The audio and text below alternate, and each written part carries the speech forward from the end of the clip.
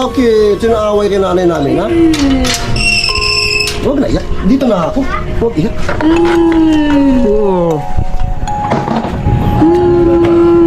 Ay, sus. Handa na ka? Ha? Linggo? Ano? Linggo ba kayo? Magandang umaga po, magandang hapon, magandang gabi po sa lahat ng ating mga ka-fams. Nais ko lang po i-take yung opportunity na to para po maglabag ng mensahe. Na mula ang umpisa po ay alam naman po natin ang kalagayan ng maginang Nanay Marita at Jonathan.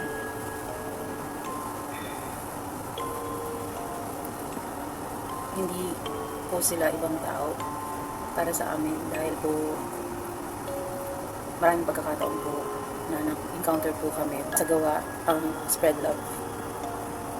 Mula po sa inyong abang lingkod, sa buong pamilya po, ay nais ko lamang pong magpahatid ng pakikiramay po para po kay Jonathan at sa buong pamilya po. Dahil ako po ay walang pagkakataon na makita po halos pagkakataon na nakita si Nanay Marita, silipin ko ano po ang kalagayan nila sa kasalukuyan.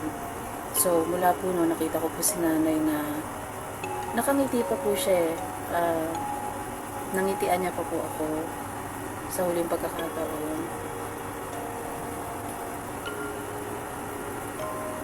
Kaya po mabigat po sa loob ko na malaman ang nangyari, na nagpaalam na po sa atin si Nanay Marita.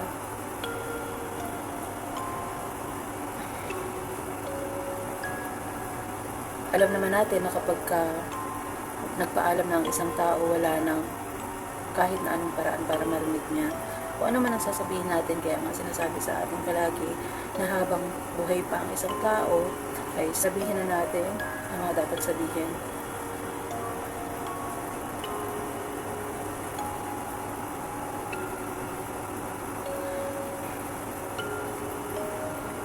Maraming naiinis din kay Nanay Marita sa pagkakaalala namin, sa pagkakaalala po ng Ate Elvinyo. Naiinis kasi mataray siya. Naalala ko lang, pagkaayaw niya, talagang magre-react siya kahit anong lambing ni Jonathan sa kanya. Mataray siya kasi yun talaga siya. Mataray, maldita. Nakita ko rin siya kung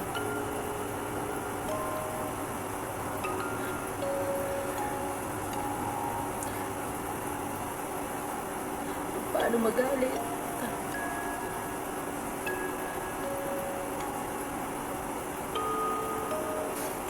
Nakita ko rin siya tumawa ng napakalakas, umiti ng napakaganda. At habang tumaraan yung panahon na yun, kahit may katarayan siya, nakita ko po sa isang bahagi ng encounter namin na nakipag-cooperate po siya dahil gusto niyang gumalik. Gusto niyang gumalik. May kakulitan din po si Nanay Marita. Sa kakulitan na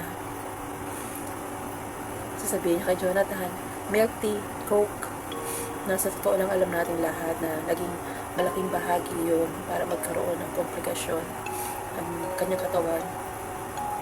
Nagkaroon man ng mga pagkukulang dahil hindi sapat ang kakayahan para mabantayan sa bawat oras at sandali.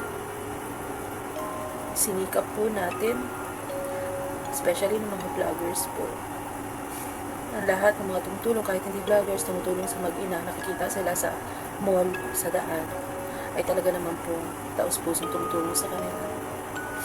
At nagkaroon po tayo ng bahagi doon. Nais ko pong magpasalamat sa lahat po sa nagkaroon bahagi para kay Nanay Marita, sa lahat ng sponsors, sa mga ka-fams, ka-business, ka-buddy, mga amiga. Lahat kayo nagkaroon ng bahagi, at sa lahat po ng mga hindi pa po namin nabanggit nagkaroon ng bahagi. Kay Boss Wakiwak, yan, Na-encounter din po sila kay Aningat.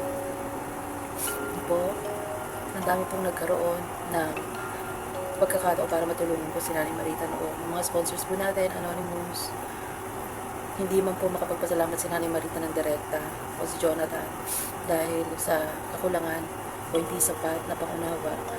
Pero alam ko na gusto nilang magpasalamat. At dama ko yung kalungkutan ni Jonathan.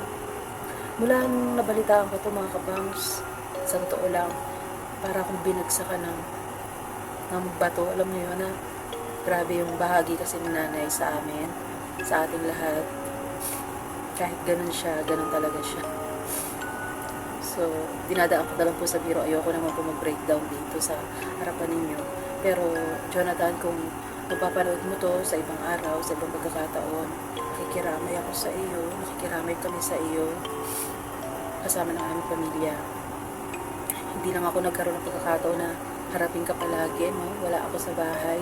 Kung nandito man ako sa bahay, nagpapahinga naman, saglit lang, lalabas, pero magpapahinga na sa loob, no? Jonathan, alam ko yung kalagayan ng kalusugan mo. At hinihiling namin sana pagpagaling ka, sumunod ka sa mga sasabihin sa iyo.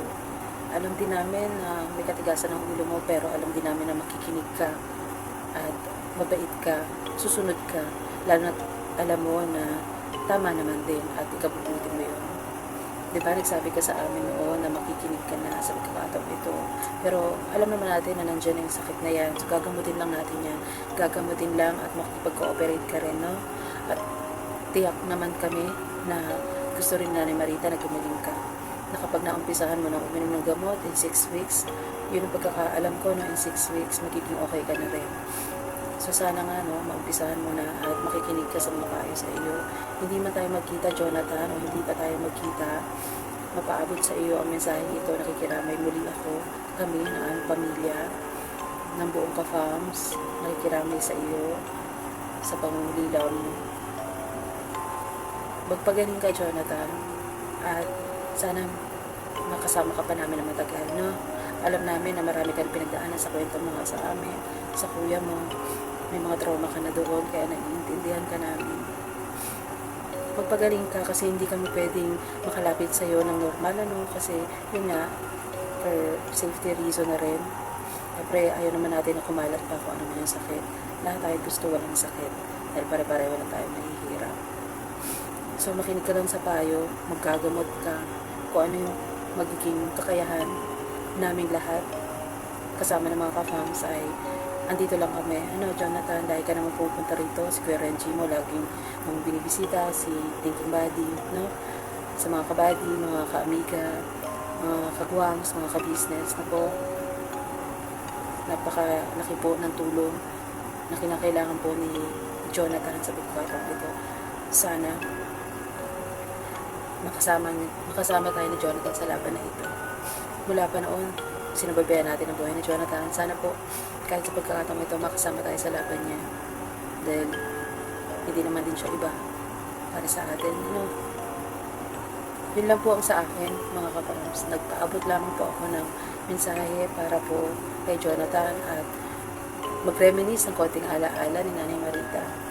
Dahil, hindi na natin siya makikita. Hanggang alaala na lamang. Ano man na nangyari na. Ano po, hindi na natin maibabalik ang lahat. Nakita ko na lamang po sa mga videos na hindi ko man po napanood pa lahat, ano, pero nakita ko nga po na may mga nagpapaabot ng mensahe, ng condolences para kay Nanay Marita. At grabe talaga yung lungkot na naramdaman ko nung pagkakataon nakita ko yun. Sana ipanalangin natin si Jonathan na maging okay pa siya. Huwag siya mawala ng pag-asa, magkaroon ng trauma na naman mula sa pinagdaanan niya, no? Sa kuya niya. Para ngayon, baka magkaroon na naman siya ng trauma, mag-isa na lang siya. Kawawa naman po. Sana, supportahan natin si Jonathan na lumakas pa ang kanyang katawan at maging malinaw ang kanyang kaisipan. Huwag siyang sumuko, no? Jonathan, huwag susuko. Katib lang. Okay, kumain ka na maayos, uminom ng gamot para hindi masira yung pag-iisip mo dahil sa sobrang kalungkutan. Hanggang dyan mga ka-fam, sana po ay mapaabot natin ang pakikiramay. Alam namin hindi man namin kayo naririnig ay nais nyo rin ipaabot ang inyong pakikiramay para kay Nanay Marita. Po, maraming salamat po sa pagtapos sa video ito at God bless po mga ka-fam sa lahat ng mga nanonood, sa lahat ng ka-business, body, ka-amiga, kagwangs na po makita niyo po anytime si Jonathan ay tulungan po natin pahinga muna sa pambabash dahil sobrang bigat ng pinagdadaan ni Jonathan. Grabe, halo-halong emosyon, no? Pumapasok ngayon kay Jonathan sa nararamdaman ko lang mo, hindi man kami nagkita, malayo ako sa kanya. Hindi. Pero minsan nakita ko siya nung isang araw lang nandito siya sa bahay. Nakita ko yung itsura niya. Ayun, hindi naman siya aligaga, pero talaga yung emosyon niya, kinakabahan siya. May takot talaga siya kung ano yung nangyari sa araw na yun kay Nanay Marita. Ayun, dalangin po natin maging maayos po ang lahat at maging okay po si Jonathan. Maraming salamat po sa oras nyo. Patuloy nyo pong suportahan ang Ka-Farms Official, LB Vlogs Family, Thinking Body, ka-business, mga kagwangs, na po, at sa lahat ng mga maliliit at nagsisimulang mga vloggers na po, pagtyagaan nyo pong panoorin ang mga inihahanda po ng video para sa inyo. Muli po maraming salamat. God bless po sa ating lahat. Bye-bye. Dito ka, Lab! Bakit? Lasang chicken.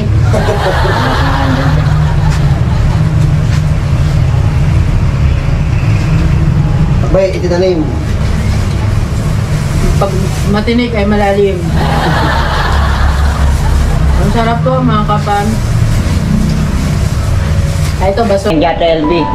Magpapaalam na galing po sa aming po bahay. Yan po. Yan. Good vibes araw-araw. Ano na araw-araw? Dito lang yan sa. Nay, babalik kami ha. Sige. Jo, sabi nanay ikamusta mo kami kay Nanay Marita ha? Ganun Nay.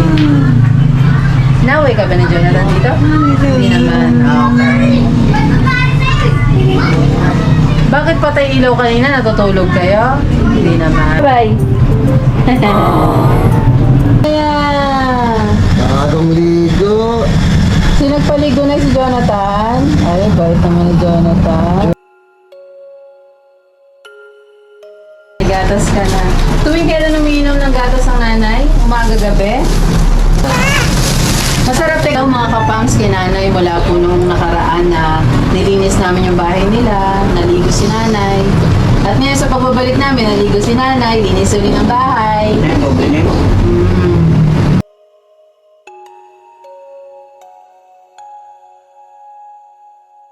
Bye-bye. Bye po.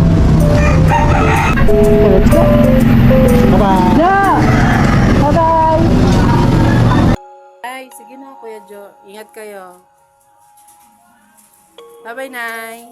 Bye. Ingat po.